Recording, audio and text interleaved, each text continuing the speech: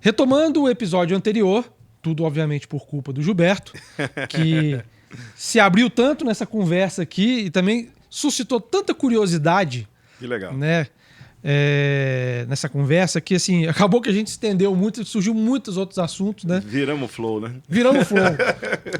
Então assim, vamos retomar, né, a nossa conversa e novamente agradecendo, né, obrigado, por esse tempo que você disponibilizou para nós. Não, muito obrigado. Vamos nessa. Vamos Vambora. seguir aqui.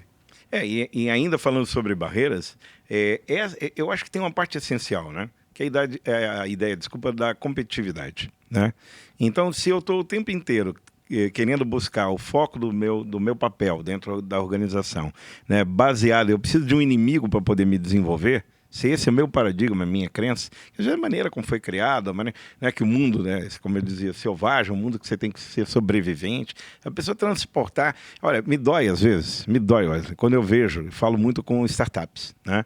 Eu participo de board de startups, eu já tive o privilégio de participar de case de startups que foram vendidas a 8 dígitos, metade de suas ações, e eu pude participar um pouquinho disso, né? E me dói um pouco quando eu vejo que a oportunidade que a garotada tem de um pensamento fora da caixa, super dinâmico, né? E tudo mais, por outro lado, reproduz esses conceitos que geraram as barreiras de empresa que já não existem hoje. Por exemplo, sangue no olho, faca no dente, compreendeu? Faca na caveira, tal.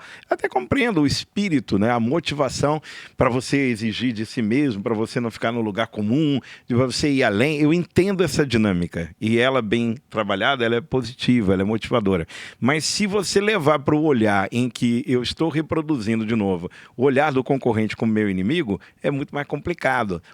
Aonde eu estou no ambiente de trabalho, olhar para o colega de outro departamento com o qual eu não estou integrado, não interajo, né? Onde eu estou me protegendo da dor para eu ter apenas o melhor resultado e reconhecimento, e eu de alguma maneira entender que o outro é meu inimigo. O que é o futuro de uma organização onde as pessoas estão com o paradigma da competitividade tão acirrado que levam elas a não olhar o conjunto e a razão maior do existir da empresa, né? Eu digo que esse contrato que a empresa tem com a sociedade está no instrumento da certidão de nascimento chamada contrato social. E dentro do contrato social tem um negocinho chamado objeto social, né? Quando a gente perde a clareza disso, quando a gente perde o foco da nossa entrega, que essa organização tem, porque não se consegue orquestrar, porque não se consegue alinhar. Então, Gilberto, deixa eu te fazer uma pergunta assim que quando você foi falando de barreiras, quando a gente falou um pouco desse processo, citamos até o Amir Klink, né, nessa história aqui, nessa conversa, uma coisa que eu acho que vale a pena a gente trocar uma ideia é a respeito de que capacidades que o indivíduo tem que ter para poder, de alguma forma, trabalhar com transformação organizacional. Eu vou dar um exemplo aqui, tá? E aí eu gostaria de ouvir de você. Assim, eu quando fui estudar Design Thinking há muito tempo atrás, em outros podcasts eu já citei, que 10 anos atrás eu fui fazer Design Thinking, eu passei por um momento ali no primeiro encontro em que eles me fizeram entender uma coisa que até então eu não tinha entendido. Mas não foi por palavras, foi por sentir. Sabe aquela coisa que vem de dentro, assim? Aí dói mais, né? Dói muito. Que me deixou, por uma hora, eu fiquei catatônico. Porque foi quando eu descobri, na prática, que eu não sei de nada. Até então, vindo dessa cultura de consultoria, né, a gente acha que tem todas as respostas, né? Uhum. A gente sabe tudo o que tem que fazer. Você me fala teu problema, eu finjo que eu vi o seu problema, eu puxo daqui da manga aqui a resposta, né? A carta-resposta, né? Jogo a carta-resposta na mesa, tá aqui, tá resolvido o teu problema. Mas ali eu aprendi na prática, e com tapa na cara, né, vamos dizer assim, né, que veio de dentro aqui, que assim, cara, você não sabe de nada. Quem sabe é quem vai usar o que você está falando, entendeu? E não é só uma pessoa, é um coletivo ali, né? Uma inteligência coletiva. Então aquilo me deixou catatônico por uma hora. Eu precisei de uma hora para me recuperar, remontar meu universo cognitivo. Nas suas crenças ali, né? Brigando Exato. Veementemente, né? Para estar certo, né? Exatamente. Então, assim, eu percebi que uma das capacidades que a gente precisa ter, mas é uma das, né? Para lidar com essa questão da transformação organizacional, é essa coisa do desapegar da resposta pronta, né? E você aceitar que você precisa, de fato, se entregar ao contexto e compreender como é que aquele contexto funciona, para daí você tentar achar soluções sob medidas. sob medida.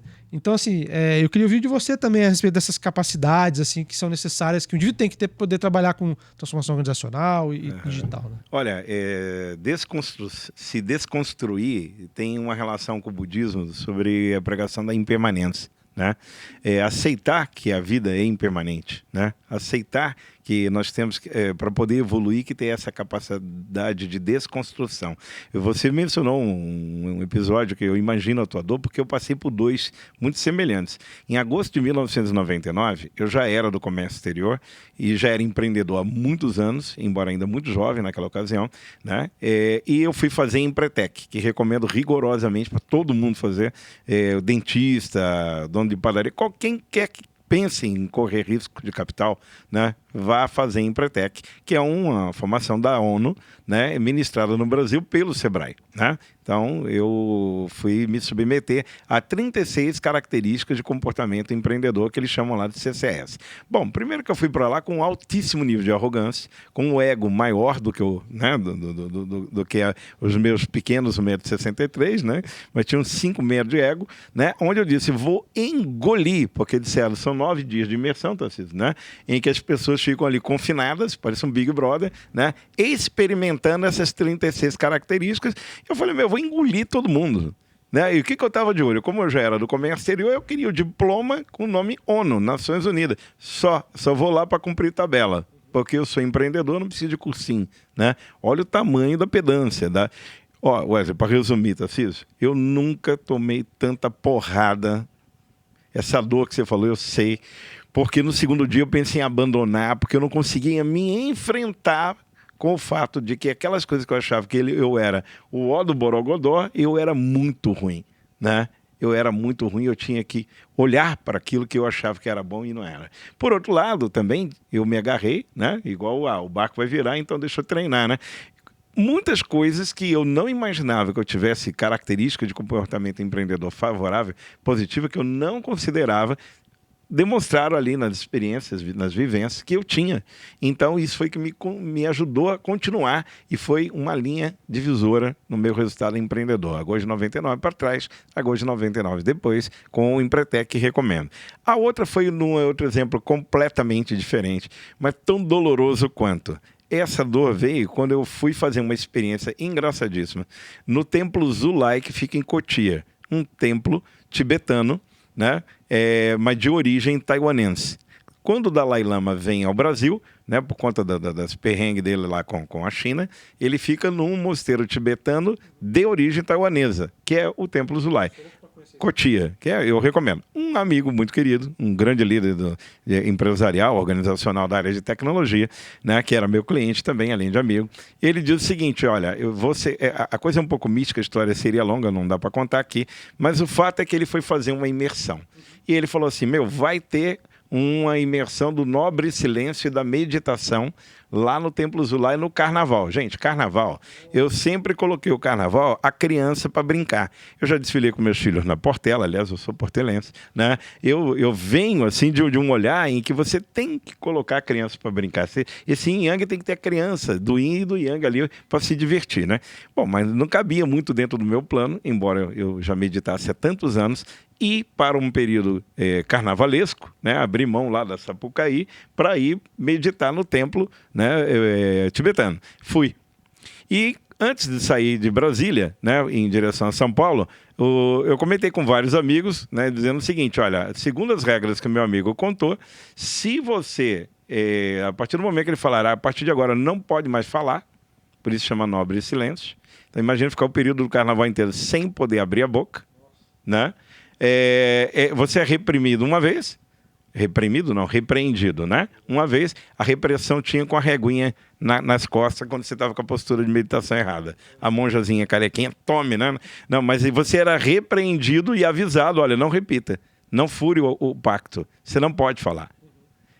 Na segunda vez, você é mandado embora para casa. Eu falei, nossa senhora. Meus amigos, então, né, de sacanagem comigo, dizendo, então, Giba, você está indo quando? Tô indo... Então, até amanhã, né? O cara que fala mais, né? Se deixar, a gente fica flow aqui, né? Aí eu falei assim, pô, grande incentivo, né? Eu pensei que eu ia dar um troço. Eu já era praticante de meditação. Só que quando eu cheguei lá, todo mundo tinha que usar uma roupa igual. Eu falei, isso é um comunismo, esse negócio aqui. Eu já comecei a criticar mentalmente. Só que eu não tinha para quem falar, porque não podia falar. Entenderam? Né? Aí eu olhava para tudo aquilo, achava lindo, lugar maravilhoso. Eu sou, hoje em dia, vegano, mas já era vegetariano, uma comida incrível. Você tinha que limpar o chão, você tinha que lavar os vidros, você tinha que lavar a roupa dos colegas, né? Era um trabalho monástico, né? Eu falei, esse negócio é comunismo, não é possível. Eu estou sendo explorado aqui, né? E os meus valores começaram a entrar. Mas pior é que eu não conseguia, embora tenha que acordar às 5 da manhã e dormir 10 da noite, eu não conseguia entrar em êxtase meditativo, que para mim era relativamente já fácil. Né? Dentro da técnica que uma vida inteira, eu sou da filosofia oriental da Seicho Noye, né? A meditação que eu praticava era o Shinsokan, então eu entrava e entro, né? De uma maneira muito célere, né? No processo meditativo. E lá não estava conseguindo, mas já estava no segundo dia. Aí entra um belo momento, uma tarde de bolo com chá, né? Entra um monge. Tem comida, pelo menos. Para quem não é cenoura, não. Para quem não é. É isso para mim é comida. Para quem não é do ramo, sofre um pouquinho, né? Inclusive, esse é o tipo do treinamento, né? Olha aí, mais uma resistência, né? Porque não é o que eu estou acostumado a comer, não tem graça, coisa e tal, né? Você dormir, tinha que dormir num troço de madeira lá, então nada muito simples, né? Resultado, esse camarada entra e conta uma passagem do Sutra Diamante, do budismo, que em resumo, não dá para contar, ficaria longo aqui, que diz e fecha, aí é spoiler porque não tem jeito, né?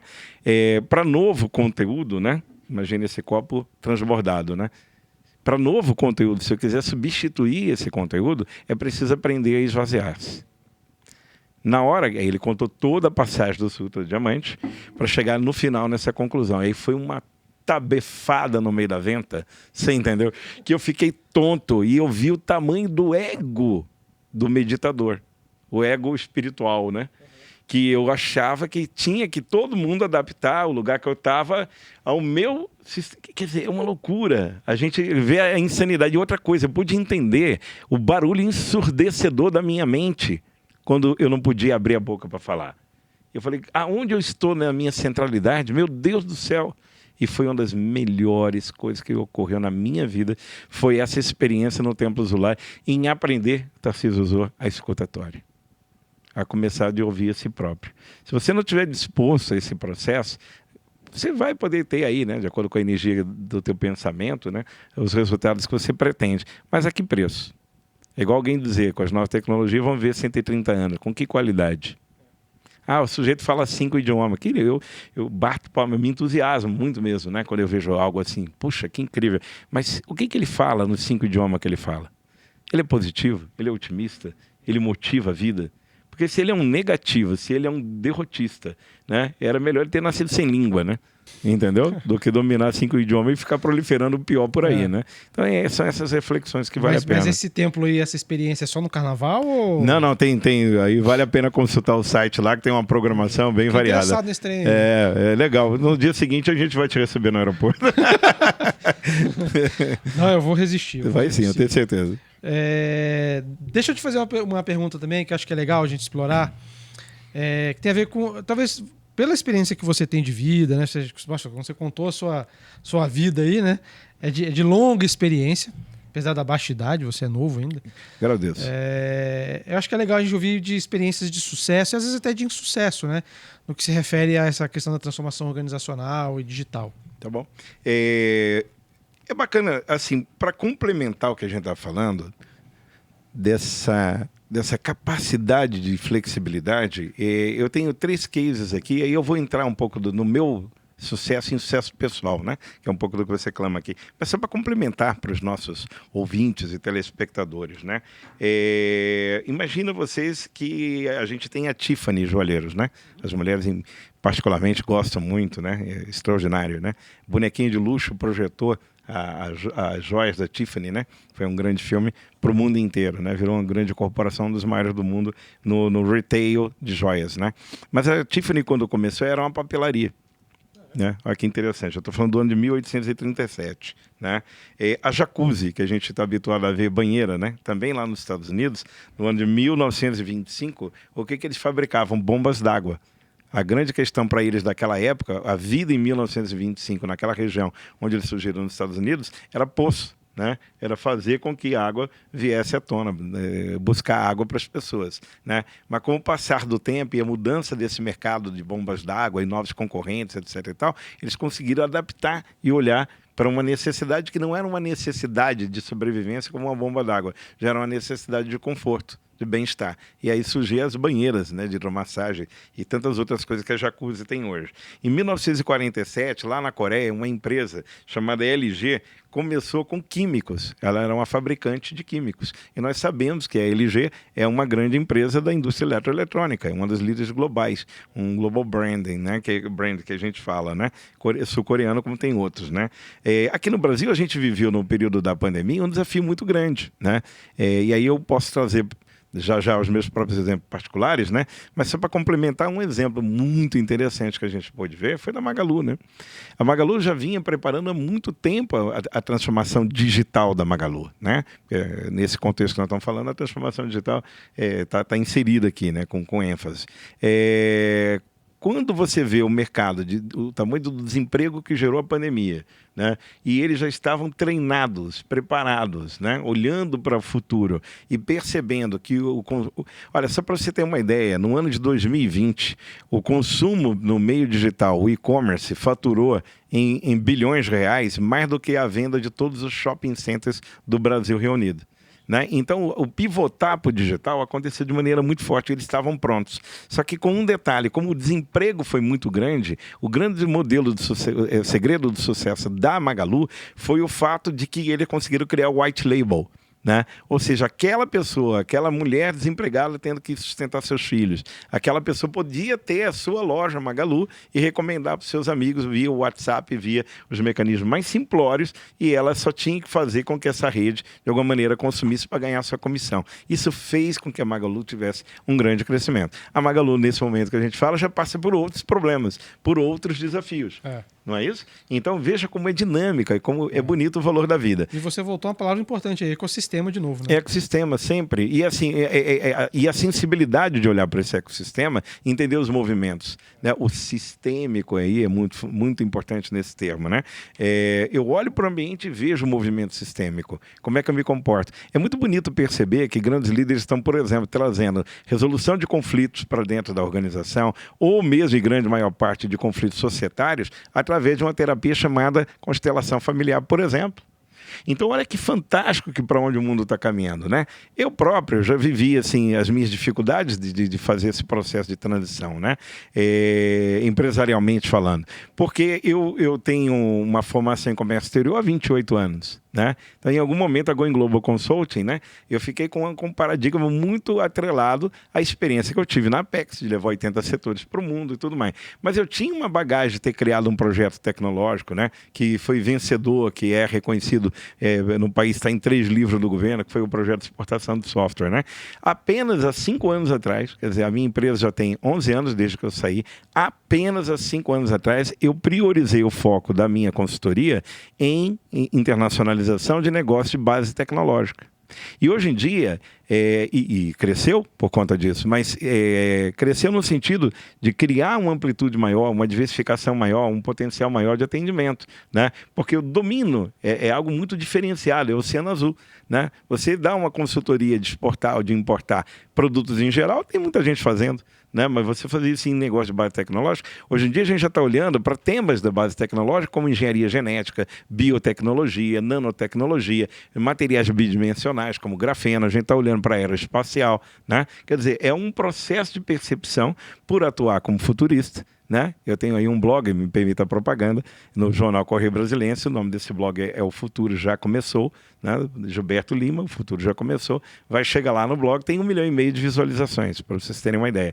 Então a gente procura trazer, por um exercício profissional, né? Porque eu levo isso muito a sério, né? Na minha entrega, nas palestras que faço, nas mentorias que dou, aquilo que é fronteira. Está vindo uma tendência nova, vamos avaliar se essa tendência vai vingar ou não, se a gente se antecipa e participa dela. O que vão ser agora os novos negócios na Web3?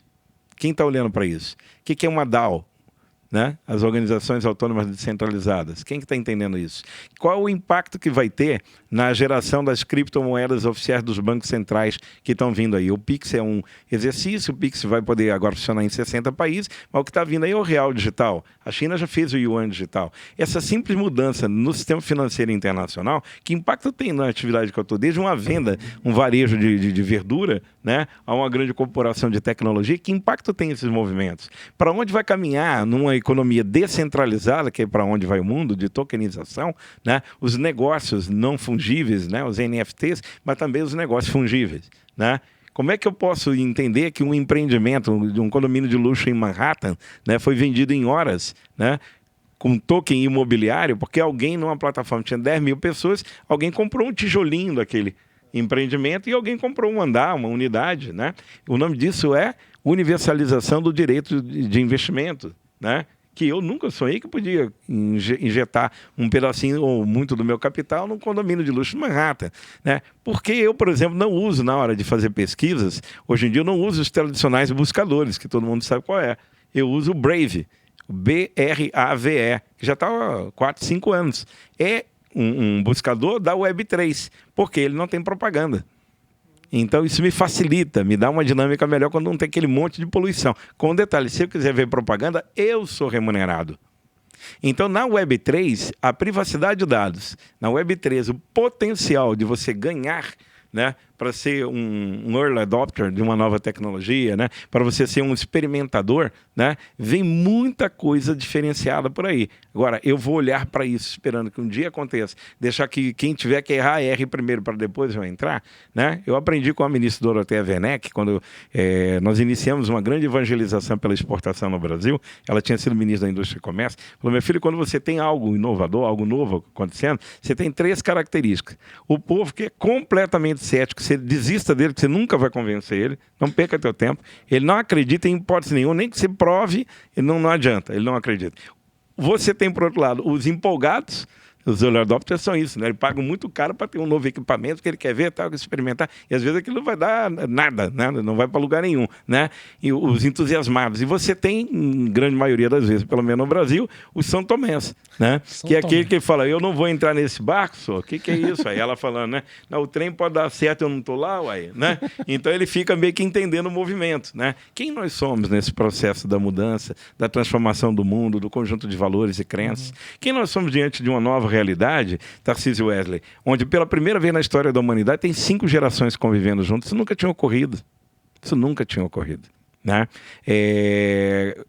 Há um gap geracional gigantesco. Nada impossível que eu tivesse o meu avô de 95 anos vivo, um pai de 75 anos vivo, eu com 50 e poucos anos vivo, com um filho de 30 e poucos anos, me dando um neto já de 10. É a primeira vez na história da humanidade que isso acontece. Agora, que capacidade eu tenho de aprender, de integrar, fazer uma integração multigeracional? O que eu posso, na projeção de futuro, entender do que passou? E os antigos, o que podem aprender com a gente que está aqui no meio do caminho, ou com seus netos que estão indo aí para ou bisnetos, né, que estão indo aí para uma nova fronteira de mundo, né? Então, esse é o desafio de todos nós. Eu fiquei aqui lutando contra a minha... Seu engasgo. Meu engasgo aqui. Uma torcidinha. Você engasgou.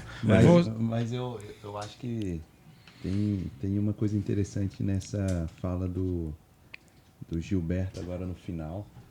Até com o tema transformação organizacional, né? A gente ficar imaginando os empolgados, os São Tomé, né? Dentro da própria organização. Né? A gente encontrar esses pequenos grupos quando se inicia em um processo de enxergar.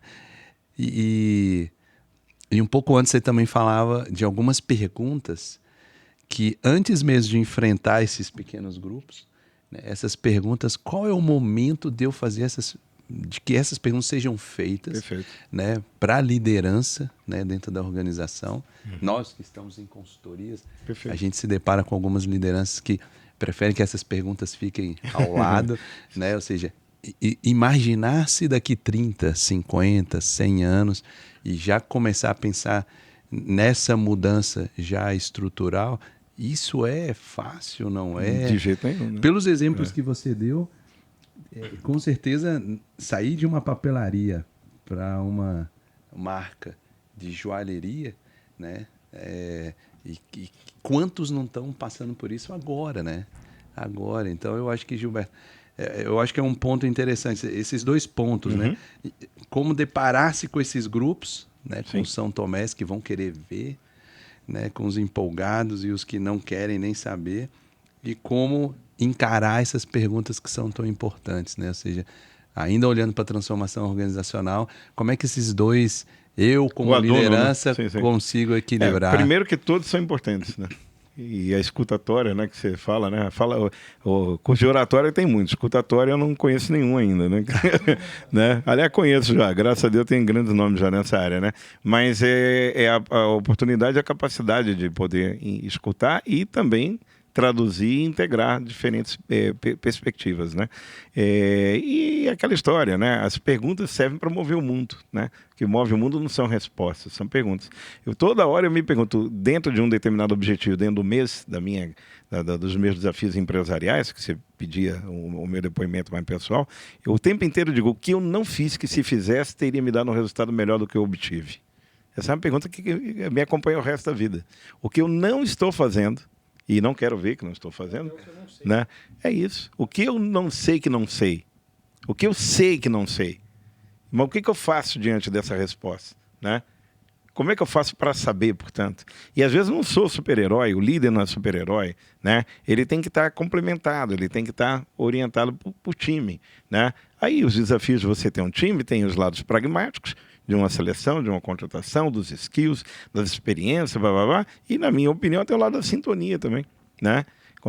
Existe um livro que eu adoro chamado Sincronicidade, né? E nesse livro você vai entender que os grandes campeões mundiais, por exemplo, do remo, eles conseguem alcançar um grau tão extraordinário de sincronia, né, que eles entendem que é como um só, né? Quer dizer, é um sonho organizacional alguém, se tiver com o objeto correto, se tiver no rumo que deveria remar, né? Porque não adianta ter a melhor sincronicidade por uma escolha errada, né? Então, tudo isso traz uma complexidade que depende da desconstrução de conceitos, de valores, né? E, de novo, pragmatismo. O que é que tem de processo, o que é que tem de novas técnicas, né, para essa imersão costumeira, como é que eu duvido daquilo que eu tenho convicção o tempo inteiro, né? Como é que eu questiono o tempo inteiro a minha vitória, o meu sucesso, né? Isso é humildade. E você acha que, até aproveitando o gancho do que você está falando, não tem também um pouquinho da capacidade, engraçado que eu estou voltando para a capacidade, né? Mas um pouquinho da capacidade que a organização deveria ter imagina você tá num veleiro no meio do oceano, você é o Amir Klink, né? Tá lá remando no meio do oceano ou no veleirinho no Paraty.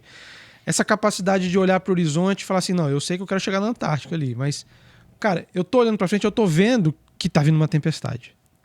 Entendeu? E assim, eu tô preparado para ela? O que eu preciso? O que eu preciso hoje, agora, para enfrentar essa tempestade? E pode ser que a tempestade pareça que esteja vindo para a minha direção e depois ela vá para outro rumo. E tudo bem, né? Eu me preparei para ela e tudo que eu deixei preparado, tudo deixei guardado aqui. Eu adquiri uma capacidade adicional para dentro da minha organização que eu não precisei usar agora, né? Você acha que faz sentido isso? Se entendi a tua pergunta, assim, estar pronto é o segredo do sucesso. Você tem que estar pronto, tem que estar entendendo todos os cenários, tem que compreender. Nem sempre estará, né? Porque tem o fator surpresa, né? Como eu disse, o estoicista lá, né? Se bate o vento ou o alvo se move, tal. Mas com o tempo você treina até essas possibilidades. Você pode prever esses cenários, né? Isso a nível da organização. As organizações andam muito preguiçosas, né, em fazer exercício de cenário, né? Não precisa ser com as mesmas ferramentas lá de 1900 e tanto, né? Existem inúmeras potencialidades. Eu mesmo estou criando aí, vou fazer um jabá rápido aqui, um infoproduto, né, que eu vou lançar, talvez no início do ano, que chama as 4 dimensões do sucesso na era digital, né? Então eu vou falar, por exemplo, de geopolítica. Você vai dizer, o que tem a ver geopolítica? Se você não entender para onde o mundo está indo, você quer ter um sucesso ali, futuro, né? Mas você sabe o que é o mundo hoje? Você sabe, por exemplo, que daqui a alguns anos a Europa será predominantemente negra e muçulmana? Você tem ideia do que vai ser a União Africana em termos de poder? Você tem noção do que representa o impacto do domínio da computação quântica, do 6G, da China, dentro da competição da hegemonia global de poder, né?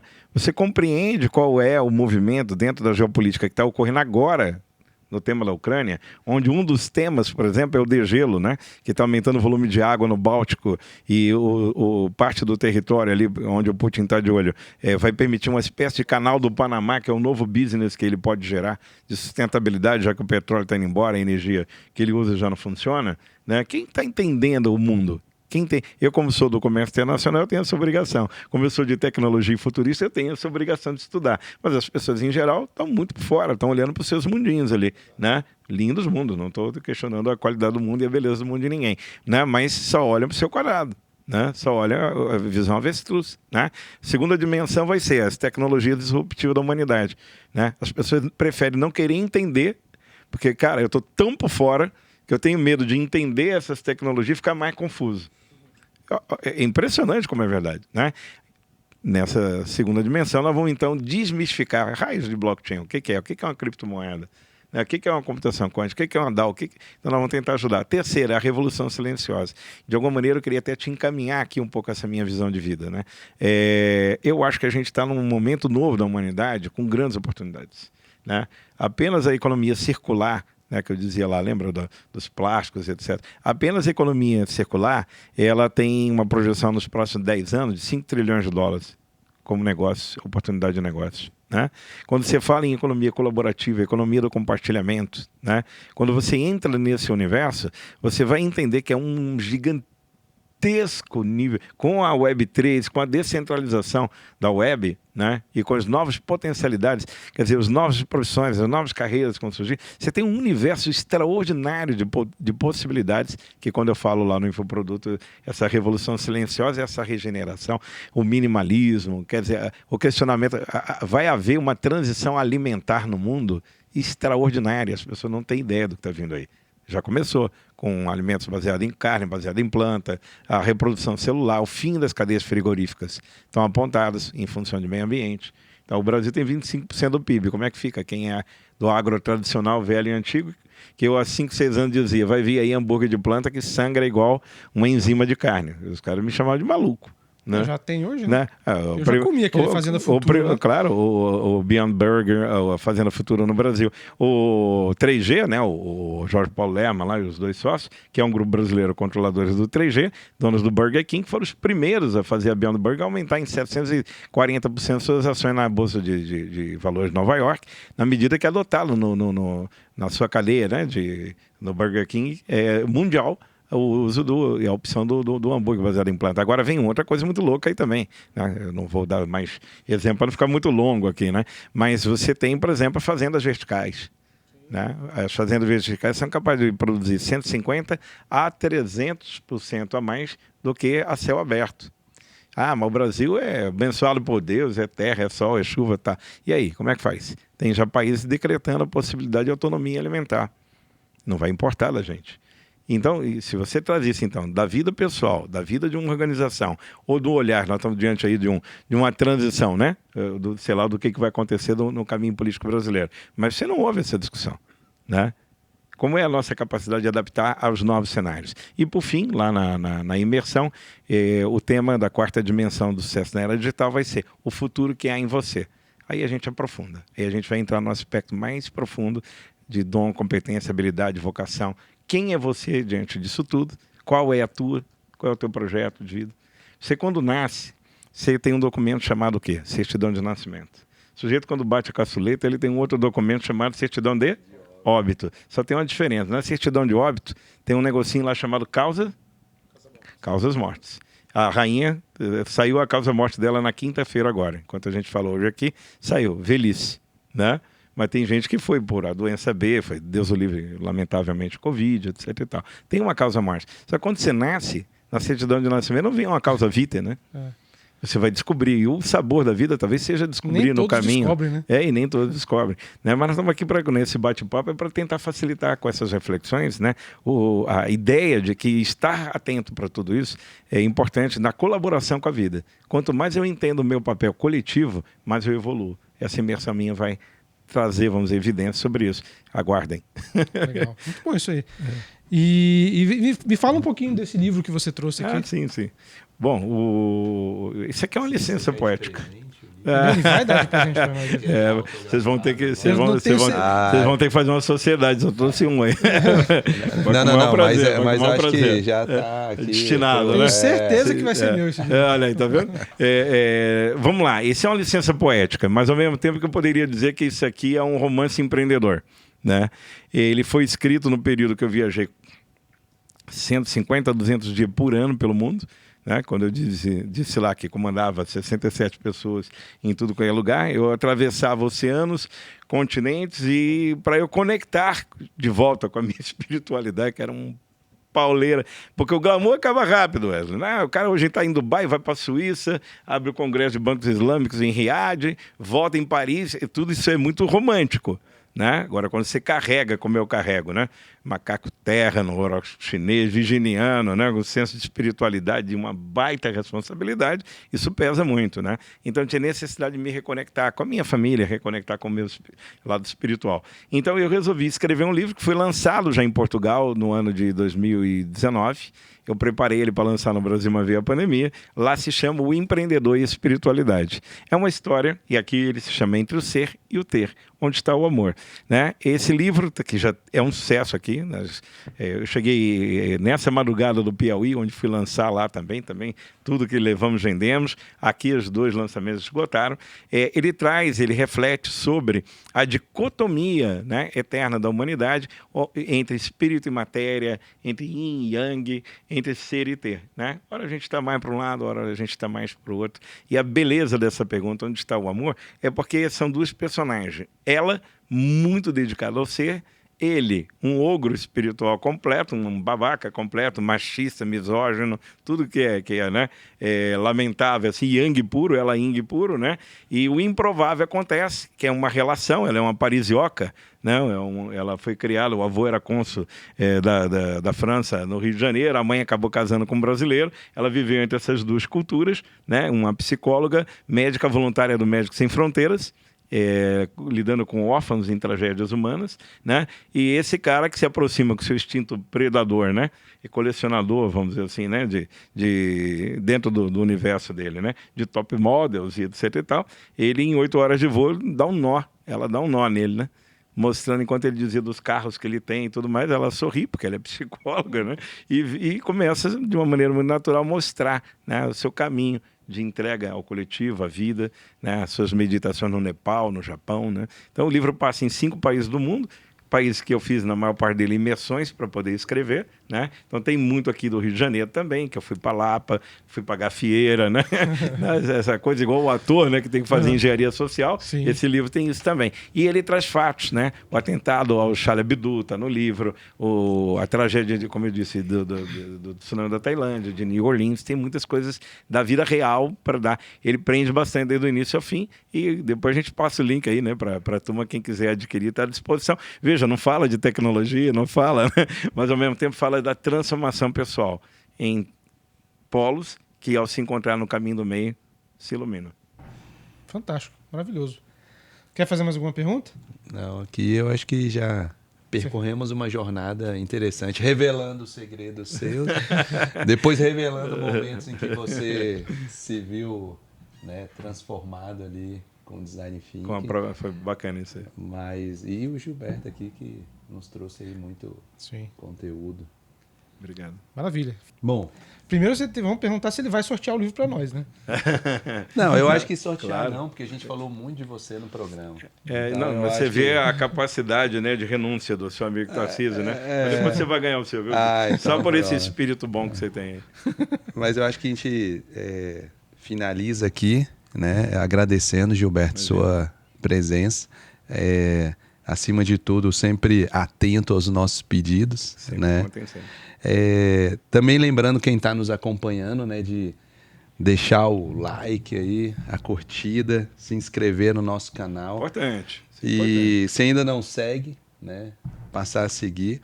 E também porque lá você vai poder acompanhar os próximos episódios aí que a gente vai estar lançando, né? Então eu acho que a gente finaliza aqui o nosso podcast, agradecendo o nosso grande Wesley aqui, conduzindo de forma belíssima, e ao Gilberto, mais uma vez, Muito obrigado. O prazer foi meu, pessoal. Contem sempre, estou aqui à disposição para sempre tudo que vocês precisarem. Obrigado. Maravilha. E que a força esteja com todos nós, né? Força esteja conosco. São os Cavaleiros Jedi aqui. Tá ótimo. Além da força, importantíssimo, Gilberto, dá para você aqui uma lembrancinha. Que legal. Né? Que legal, espumante tradicional. E eu adoro essa frase de vocês, já vi em camisetas, né? Artesãos na evolução das organizações. E nada como um espumante para brindar a vida, né? Obrigado, Claro. viu? Valeu Obrigado demais, cara. mais uma Obrigado vez, demais. hein? Bom, tá assim. Obrigado, Gilberto. Obrigado, velho. Valeu. Ó, vamos curtir, hein, gente.